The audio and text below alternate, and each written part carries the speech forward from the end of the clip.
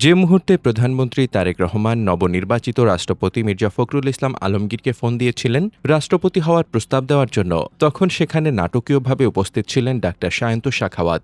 প্রধানমন্ত্রী মির্জা ফখরুল ইসলাম আলমগীরকে সে সময় কী বলেছিলেন ও এই ঐতিহাসিক মুহূর্তে কী ঘটেছিল, সেটি থাকছে আমাদের আজকের এই আয়োজনে। রাজনৈতিক অঙ্গনের নানান ইতিহাস ও তথ্য পেতে আমাদের চ্যানেলটি সাবস্ক্রাইব করে বেল বাটনটি প্রেস করে রাখুন। ডাক্তার সায়ন্ত শাখাওয়াত লেখেন, মহামান্য রাষ্ট্রপতি ও ইতিহাসের সাক্ষী। কিছুদিন আগে ফেসবুকে একটি স্ট্যাটাস দিয়েছিলাম, আজ এক বিরল ঐতিহাসিক ঘটনার সাক্ষী হয়ে রইলাম। Fact, 20 August. অনেকেই প্রশ্ন করেছিলেন, অনুরোধ করেছিলেন বিষয়টি বিস্তারিত বলার জন্য। সঙ্গত কারণেই তখন কিছু বলিনি, কিছু লেখিনি। আজ মনে হলো ঘটনাটি বলা যেতে পারে, কারণ ইতোমধ্যে মির্জা ফখরুল ইসলাম আলমগীর বাংলাদেশের মহামান্য রাষ্ট্রপতি হিসেবে নির্বাচিত হয়েছেন। তাকে জানাই আন্তরিক অভিনন্দন। প্রিয় মানুষ, প্রিয় নেতা, শ্রদ্ধাভাজন মির্জা ফখরুল ইসলাম আলমগীরকে জানাই গভীর শ্রদ্ধা ও শুভ কামনা। গত 10 আগস্ট 2026 রাত 8:30টার দিকে তিনি চিকিৎসা প্রয়োজনে ঢাকার রামপুরায় বাংলাদেশ মাল্টিকেয়ার হাসপাতালে আমার চেম্বারে এসেছিলেন। 1 দশকেরও বেশি সময় ধরে তার ওরাল অ্যান্ড ডেন্টাল চিকিৎসার দায়িত্ব পালন করছি। সার্জারি রুমে যাওয়ার পর আমি জিজ্ঞেস করলাম, স্যার, আপনার বিষয়টা কি সিকিউর হয়েছে? স্যার বললেন, না, আমাকে তো এখনও কোনো কিছু জিজ্ঞেস করেননি। আমি আবার জানতে চাইলাম, আপনার মতামত জানতে চেয়েছেন? কোনোভাবে কোনো মাধ্যমেই জানতে চাননি? তিনি বললেন, না, আমাকে তো ওই পদের কথা চিন্তা করলে আমার একটা ওপিনিয়ন চাইবেন, এখনও তো সেটা চাননি। আমি জানতে চাইলাম, কোনো মাধ্যমেও কি কোনো হিন্টস দিয়েছেন, কিছু বলেননি? তিনি বললেন, না। স্বাভাবিকভাবেই আমার মনটা কিছুটা দমে গেল, কারণ আমার ভেতরের একটি আকাঙ্ক্ষা ছিল মির্জা ফখরুল ইসলাম আলমগীর যেন বাংলাদেশের রাষ্ট্রপতি হন। কেন এই আকাঙ্ক্ষা ছিল? কারণ রাষ্ট্রের অভিভাবক হিসেবে আমি তাকে দেখতে চেয়েছিলাম। বহু বছর খুব কাছ থেকে এই মানুষটিকে দেখার সুযোগ হয়েছে। তার রাজনৈতিক জীবন, ব্যক্তিগত আচরণ, জীবনযাপন, সততা, দল ও দেশের প্রতি দায়বদ্ধতা, মানুষের প্রতি ভালোবাসা, দীর্ঘ রাজনৈতিক সংগ্রাম ও ত্যাগ, শিক্ষা দীক্ষা, মন মানসিকতা, পারিবারিক ঐতিহ্য, ছাত্র রাজনীতি থেকে শুরু করে তার প্রগতিশীল চিন্তাভাবনা, সবকিছু মিলিয়ে আমি তার মতো রাজনীতিবিদ একালে বিরল বলেই মনে করি। হয়তো আরও অনেকেই যোগ্য ছিলেন, আছেন, কিন্তু আমার চোখে তিনি সেরাদের সেরা।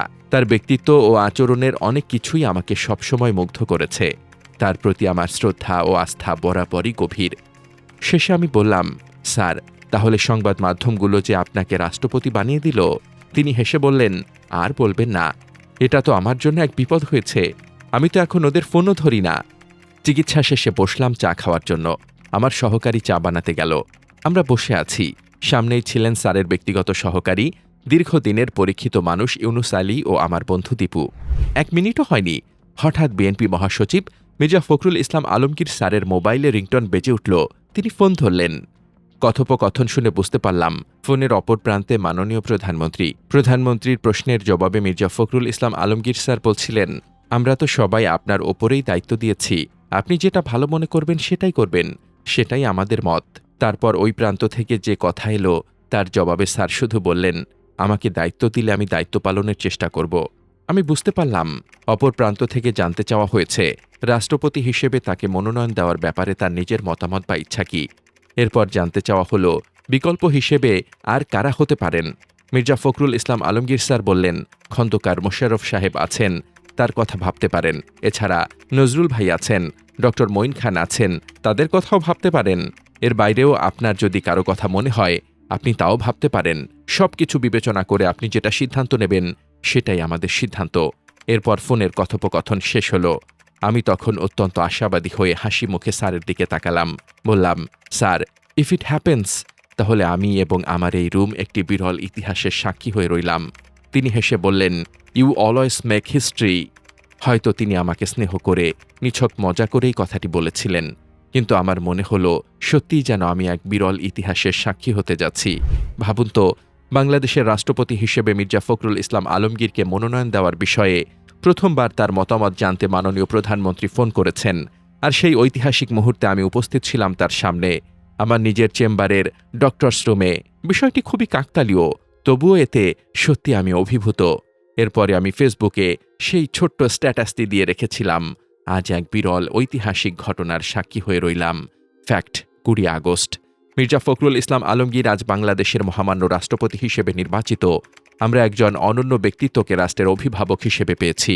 বিএনপির মহাসচিব মির্জা ফখরুল ইসলাম আলমগীর ব্যক্তিগত আচরণে, চিন্তা চেতনায় এবং মানুষের সঙ্গে ব্যবহারে কতটা সংবেদনশীল তা তার কাছের মানুষরা নিশ্চয়ই জানেন।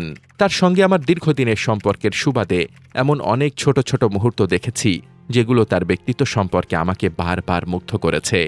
তিনি যখন আমার চেম্বারে চিকিৎসার জন্য আসতেন, অনেক সময়ই হাতে করে কিছু না কিছু নিয়ে আসতেন, কখনো শার্ট, টাই, স্যুটপিস, কখনো আমার সন্তানদের জন্য চকোলেট। বিষয়টি অনেকের কাছে খুব সামান্য মনে হতে পারে, কিন্তু আমার কাছে এটি শুধুই গিফট মনে হয়নি, এটি একটা ভালোবাসার অনুভূতি। এক্ষেত্রে অনেকের থেকেই তিনি আলাদা, কারণ একজন মানুষ যখন অন্য একজনকে মনে রাখেন, তার পরিবার ও সন্তানদের কথা ভাবেন এবং নিজের ব্যস্ততার মধ্যেও তাদের জন্য মনে করে কিছু নিয়ে আসেন, তখন সেই ছোট্ট কাজটির মধ্যেও তার বড় মনের পরিচয় পাওয়া যায়। আমি অভিভূত হয়ে ভাবতাম, এই মানুষটি কত সামান্য বিষয়কেও কি অসামান্য সম্মানের সঙ্গে দেখতে জানেন। আজ সেই মানুষটি আমাদের রাষ্ট্রের অভিভাবকের দায়িত্বে। সেদিনের সেই কথোপকথন তখন আমার কাছে নিছক একটি ব্যক্তিগত মুহূর্ত ছিল, কিন্তু আজ ইতিহাসের দিকে ফিরে তাকালে মনে হচ্ছে সেদিন আমি সত্যি বিরল এক ইতিহাসের সাক্ষী হয়েছিলাম। কিছু মুহূর্ত সময়ের সঙ্গে সঙ্গে ব্যক্তিগত স্মৃতি থেকে ইতিহাসের অংশ হয়ে যায়। 18 আগস্টের সেই সময়টা আমার কাছে তেমনই একটি তাৎপর্যপূর্ণ মুহূর্ত। ইতিহাস কখনো কখনো খুব নীরবে আমাদের সামনে দিয়ে হেঁটে যায়, আর ভাগ্যবান হলে আমরা তার সাক্ষী হয়ে থাকি। আমি এক্ষেত্রে তেমনি এক ভাগ্যবান।